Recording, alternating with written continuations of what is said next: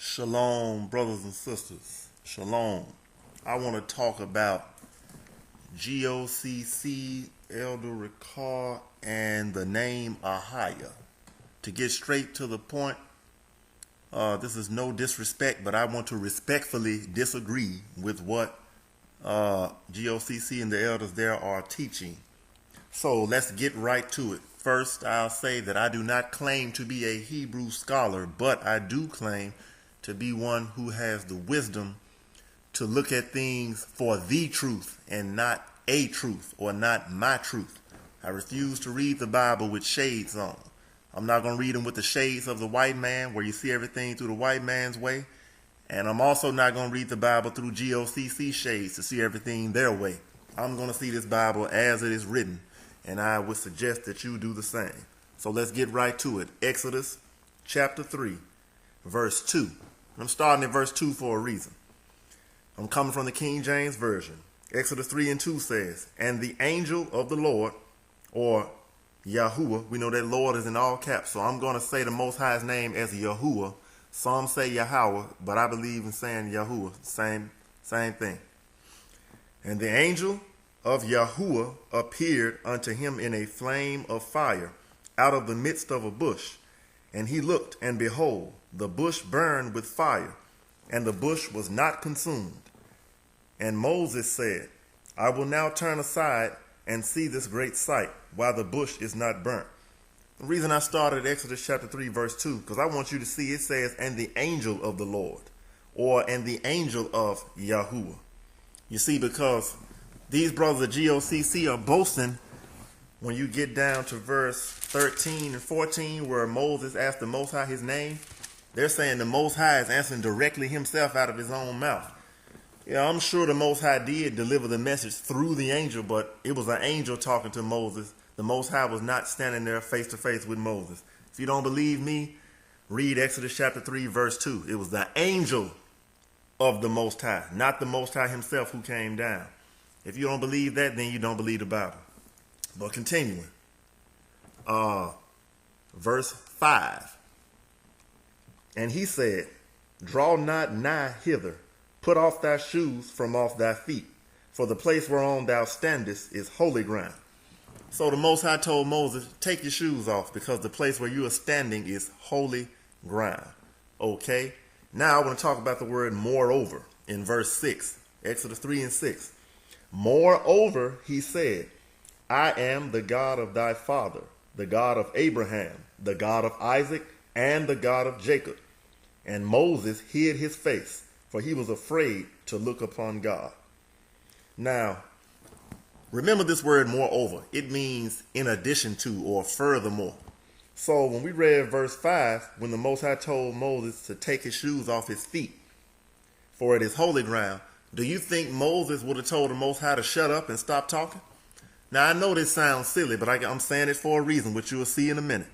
If Moses had told the Most High, shut up, I don't want to hear nothing else, you understand, but Moses was a man of the Most High and the most humble man and meek man on the earth at that time. So he definitely did not say that. But we know that would have been very foolish for any man to tell the Most High to shut up and stop talking. But in verse 6, the Most High said, "Moreover, I am the God of thy father, the God of Abraham, the God of Isaac, and the God of Jacob." And Moses hid his face, for he was afraid to look upon God. Then verse 7, "And the Lord said," or YAHUAH said, "I have surely seen the affliction of my people which are in Egypt, and have heard their cry by reason of their taskmasters, for I know their sorrow. And I am come down to deliver them out of the hand of the Egyptians, and to bring them up out of that land unto a good land, and a large, unto a land flowing with milk and honey, unto the place of the Canaanites, and the Hittites, and the Amorites, and the Perizzites, and the Hivites, and the Jebusites." So, the Most High is still talking. Now let me ask you a question. If the Most High comes down and talks to you, or if he sends his angel, right, his messenger, to talk to you, are you going to listen? If you know it's him. I believe if you're an Israelite, you definitely going to listen. And if he says 2 or 3 sentences, like a paragraph to you, but you can tell he's not through talking, Are you going to dare to tell the Most High to be quiet and you don't want to hear what else he has to say? Then why does GOCC do that? Why do they cut the Most High off when we read these verses? See, that's why I went from Exodus chapter 3, verse 2 down to verse 7. Because the beginning of Exodus 3 and 6, it says, moreover, meaning the Most High was talking in verse 5 to Moses through the angel, and he was still talking in verse 6. Moses needed to hear what was said there also. And he also needed to hear verse 7, because that's when the Most High told him he was going to deliver the children of Israel out of their affliction. Now let's skip down to Exodus chapter 3, verse 13. Now, actually, I'm going to start at Exodus chapter 3, verse 12. Okay.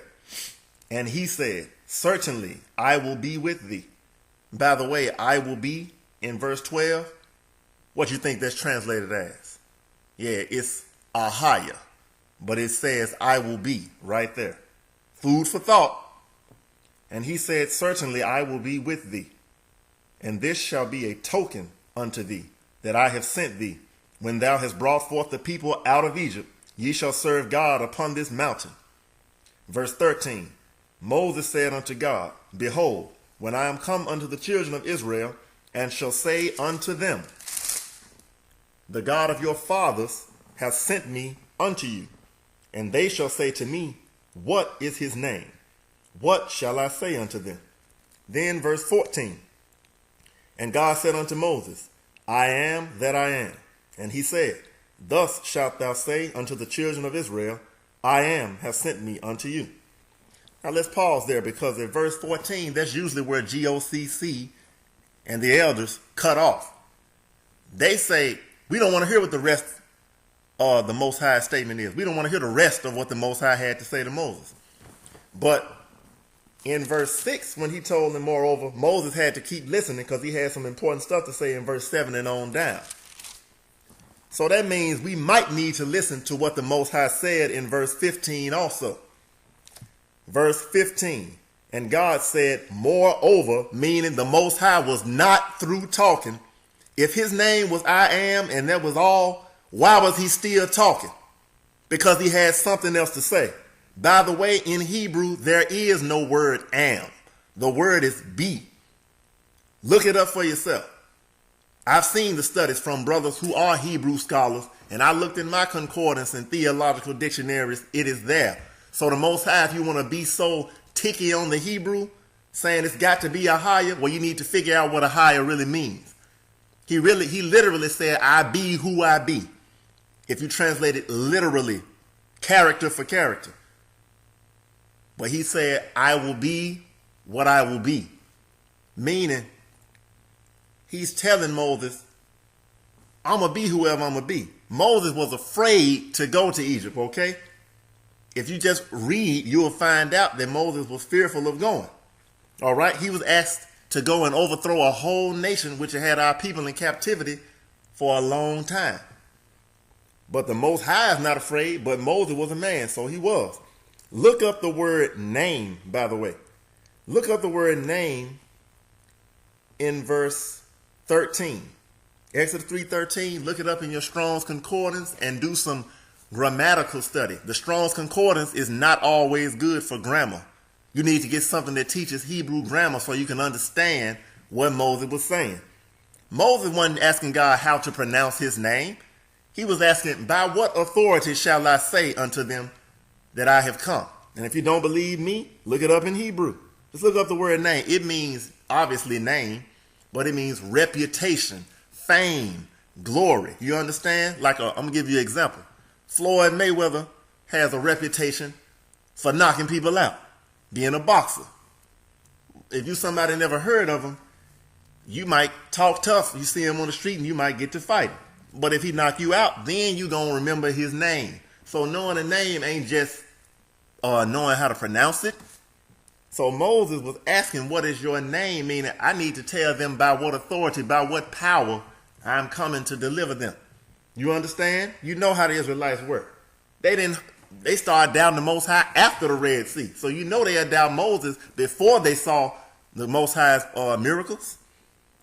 But verse 15, which he was not through talking, and God said, moreover, unto Moses, Thus shalt thou say unto the children of Israel. The Lord, meaning Yahuwah, right? Yahuwah, God of your fathers, the God of Abraham, the God of Isaac, and the God of Jacob, have sent me unto you. This is my name forever, and this is my memorial unto all generations. This, in verse 15, is referring to the word where it says Lord in English, where it should say Yahuwah, or what you call the tetragrammaton. Okay? Yahuwah is my name forever, and this is my memorial unto all generations. How are you going to disregard the word moreover in verse 15, but yet you can't disregard it in verse 6 because you see the Most High was clearly talking still? You can't tell the Most High to shut up for your private doctrine. You act like he said, I am that I am, when there's actually no word am in Hebrew. It's an English translation, all right? But I'm going to just say it like it's written in English. And God said unto Moses, I am that I am. And he said, thus shalt thou say unto the children of Israel, I am has sent me unto you. But then you skip several words and sentences before he says, this is my name forever. What was he referring to when he said, this is my name forever? I'll show you. And God said, moreover, meaning I'm not finished talking, unto Moses. Thus shalt thou say unto the children of Israel, Yahuwah, God of your fathers, the God of Abraham, the God of Isaac, and the God of Jacob, hath sent me unto you. This is my name forever, and this is my memorial unto all generations. I believe I should obey the Most High rather than men. So if you want your private doctrine to act like this verse stops at verse 14, you go right ahead. GOCC is wrong. You are in error. AHAYAH means I am, or I exist, or I be. All right? Yahuwah, or what some brothers pronounce as Yahweh, it means he exists, or he is. So if the Most High himself is speaking about himself, will he not use the word I to refer to himself? But if we are speaking and referring to our Father, then we're going to refer to him in third person. You know, maybe like he is, he exists. That's what it means. But that's not what you brothers are saying. You're saying that Yahuwah is a devil. You're saying that because the golden calf, oh my goodness, was called what, Yahweh or Yahuwah, that means Yahuwah is the devil. That's one of the most ignorant things I've ever heard in my life. Let me give you an example. If you read the story about the golden calf, when Moses went up Mount Sinai and the children of Israel didn't know if he was coming back or not, they had Aaron to take gold and earrings and precious jewels and make the golden calf. So we know that story. But then they bowed down to the calf and said, this is the God who brought us up out of Egypt. Now let's pause right there. You and I both know that a golden calf did not bring the children of Israel out of Egypt. So by the same token, don't you know that the calf, that doesn't mean the name they put on him is correct either? If they were sinful and misled enough to say that a golden calf, which they had just created with their own hands, brought them out of Egypt, don't you think they could have put the wrong name on him too? Let's not be simple, brothers. If they attributed that mighty work of coming out of Egypt on the Passover night and then crossing the Red Sea and Pharaoh's army being destroyed by the Most High, if they said that a golden calf did all that, don't you know that they were foolish enough to put the wrong name on the calf? Yahuwah is the Most High's name. Yahuwah, Yahweh, however you pronounce it. You understand what I'm saying? The tetragrammaton. It doesn't mean that it was the wrong name. They put the right name on the wrong being. They put the Most High's real name on a fake calf. Let me say it again. If your name is Elder Ricard, and I go and meet some white guy in San Francisco, and I say, hey, I met Elder Ricard out in San Francisco. Y'all gonna look at me like I'm crazy, because you see his picture, you see it's a white guy. Just because I call the white guy as Elder Ricard, does that mean it's him? No. Just because when the children of Israel were being foolish and disobeying the Most High, if they put the name Yahuwah or Yahweh on the golden calf, that was a sin also. It doesn't mean the calf literally was that name. You understand? Yahuwah is the Most High, not a calf.